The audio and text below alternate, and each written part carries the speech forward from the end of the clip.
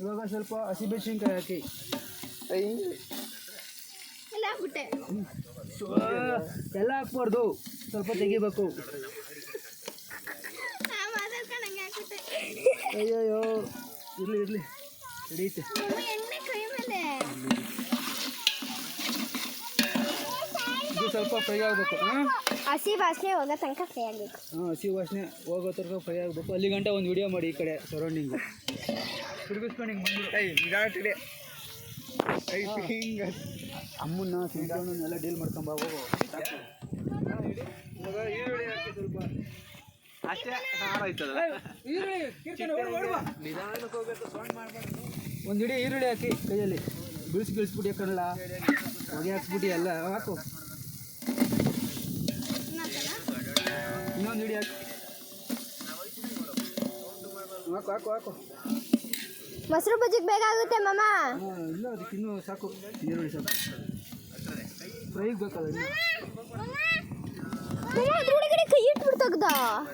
ಏನಾಗಲ್ಲ, ಬಿಸಿ ಇರ್ತೈತೆ. ಇದು ಕಟ್ ಮಾಡ್ದಂಗೆ ಹಂಗೆ ಹಾಕಿದ್ದೀರಾ? ಇದು ನೋಡಿ ಮಮ್ಮ, ಕಟ್ ಮಾಡ್ದಂಗೆ ಹಂಗೆ ಹಾಕಿದ್ದೀರಾ? ಗೆಡ್ಡೆ. ಅಯ್ಯೋ ಬಿಡು, ಅದು ಹಂಗೆ ತಿನ್ಕೊಳ್ಳೋಣ ಕಚ್ಕೊಂಡು ಫ್ರೈಗೆ.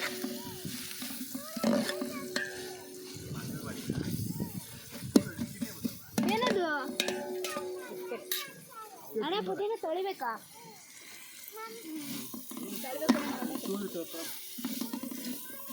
ಕೊತ್ತಂಬರಿ ಎಲ್ಲ ಕಟ್ ಮಾಡ್ಬಿಟ್ರಾ? ಹಾಂ ಓಕೆ, ಸ್ವಲ್ಪ ಕಟ್ ಮಾಡಿ. ಏನು ತರಲೇ ಇಲ್ಲಪ್ಪ,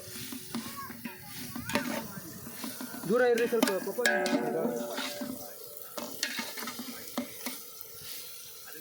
ಎಣ್ಣೆ ಕಮ್ಮಿ ಆಯ್ತಾ?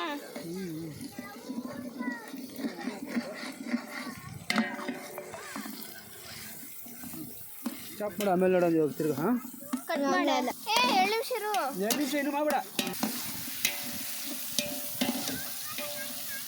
ಮೆಣಸಿನ್ಕಾಯಿ ಹಾಕಿದ್ವಲ್ಲ.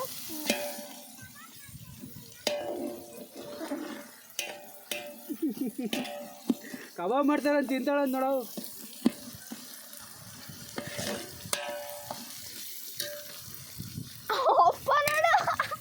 ನಿಧಾನ ಅವನ ಕಲ್ಲವನೆ ಕಲ್ತರಕ್ಕೆ. ಸ್ಟಾಪ್ ಮಾಡಿ.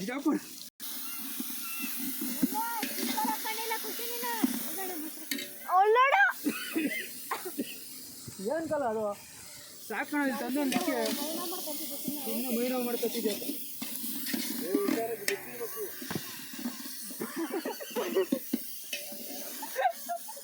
ಅಲ್ಲಿಂದ ತಂದು ಮಮ್ಮ ಏನು ಇಲ್ಲ ಮಮ್ಮ, ಇಲ್ಲೇನೋ ರಕ್ತ ತರ ಹೋಗ್ತೈತೆ. ಟೊಮೊಟೊ ತಿಂದೆ.